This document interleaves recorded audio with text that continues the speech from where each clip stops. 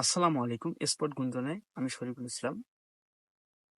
আজকে নেইমার তার সেই ১২ বছর পুরনো ক্লাবে, যে ক্লাবে তিনি লালিত পালিত হয়েছেন এবং যে ক্লাবে তিনি সবটুকু দিয়েছেন, যে ক্লাবে তিনি যা অর্জন করে দিয়েছেন, সেই ক্লাব থেকে চলে যাওয়ার পর তারা যে অর্জনটা করতে পারেনি, সেই সান্তোসে, সেই ঘরের ক্লাবে, সেই লালিত পালিত জায়গায় নেইমার ফিরে এসেছে এবং এখানে সে অনুশীলন শুরু করে দিয়েছে।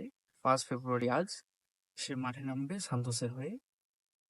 এতদিন পর ব্রাজিলের ঘরে ফেরার পর তাকে রাজকীয়ভাবে যেভাবে বরণ করে নেওয়া আসে, আসলে তার জন্য এটা খুবই আনন্দের বিষয়। যদিও আমরা জানি নেইমার খুবই ভালো খেলে এবং তার হয়তো কোনো অ্যাওয়ার্ড গুরুত্বপূর্ণ নেই, তিনি ভালো কোনো কিছু অর্জন করতে পারেনি, কিন্তু তার ব্যক্তিত্ব যে বিষয়টা আছে, তার খেলা যে স্কিল, এইটা দিয়ে মানুষের মন সে খুবই অল্প সময়ে অর্জন করে নিয়েছে।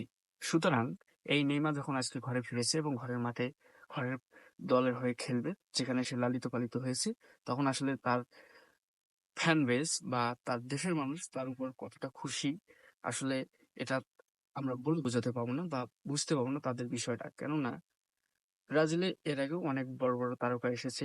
আমরা জানি যে পৃথিবীর যতগুলো ফুটবল টিম আছে, সবগুলো থেকে একজন দুইজন প্লেয়ার বের হলেও ব্রাজিল থেকে অনেক প্লেয়ার ইতিমধ্যে বের হয়ে গিয়েছে।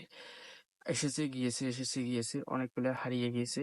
নেইমার সেখানেও তার মধ্যে একজন। খেলা খেলে মানুষের মন জয় করতে হলেও তিনি আসলে মাঠে বেশি দিন টিকে থাকতে পারেনি, হয়তো সামনেও টিকে থাকতে পারবে না।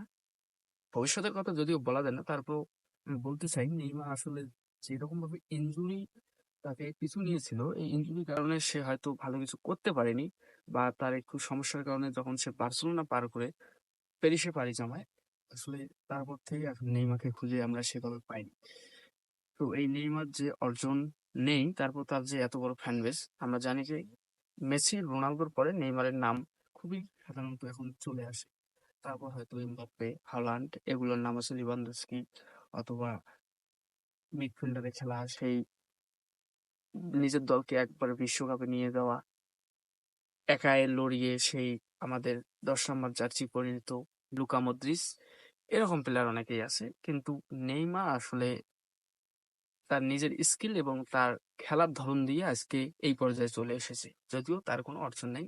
আর ফুটবলে আসলে ট্রফি দিয়ে, যদিও এখনকার ফ্যানরা ট্রফি দিয়ে প্লেয়ারদেরকে বিবেচনা করে, আর ট্রফি দিয়ে যদি বিবেচনা করে তাহলে আসলে নেইমার কোনো প্লেয়ারই নয়, এমবাপ্পে কোনো প্লেয়ার নয়। এমবাপ্পে যদিও প্লেয়ার, সেই বিশ্বকাপ দিয়েছে, হল্যান্ড কোনো প্লেয়ার নয়, লুকা মদ্রিচ কোনো প্লেয়ার নয়। এই ট্রফি দিয়ে প্লেয়ারকে বিবেচনা করা মানুষদেরকে আমি বলতেছি, আসলে ট্রফি দিয়ে প্লেয়ার বিবেচনা হয় না, খেলা দিয়ে আসলে প্লেয়ার বিবেচনা হয়। তাদের যে স্কিল, এগুলো আপনাদের বুঝতে হবে। তো দেখা যাক আসলে সান্তোসে নেইমার ৬ মাসের এগ্রিমেন্টে কি করে। ধন্যবাদ।